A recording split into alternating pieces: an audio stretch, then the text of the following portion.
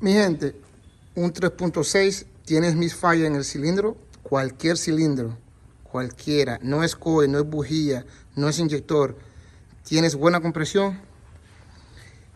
Esto de aquí es la mayoría del causante del problema de un cilindro en misfire.